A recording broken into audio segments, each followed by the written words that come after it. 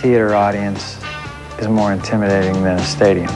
Why Backstreet Boy Kevin Richardson is intimidated. Audition turned stage star. Former Backstreet Boy Kevin Richardson is starring in a new production of Chicago. And Shawnee, I know you're a huge fan. It was really exciting to meet him. Any surprises? Actually, he says that his new job is scarier than his old one. Believe it or not, the smaller theater audience is more intimidating than a stadium. And Kevin Richardson would know. As a former Backstreet Boy, he traveled the world playing to sold-out crowds at some of the largest venues. Now, Kevin's landed in Chicago.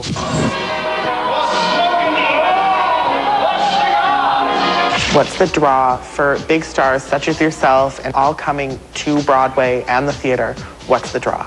I think it's a challenge, number one, but it's also an incredible experience. And this isn't the first time Kevin's taken on the iconic character of Billy Flynn. Is it like just putting on the hat and going back at it again? I wish it was that easy.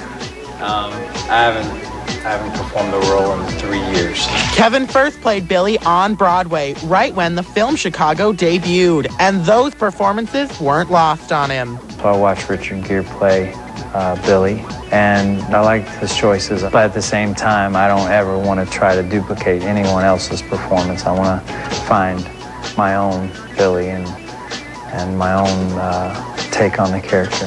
And Kevin's co-stars say he's done just that. He left the pop star someplace else, so now he is a musical theater actor, which we appreciate so much that he's done his homework. It seems like he feels a little more confident in his Billy Flynn now. While Kevin is quite comfy on the small stage, he's not ruling anything out. Would you ever want to go back to the recording industry? Put out a solo record, maybe? Possibly.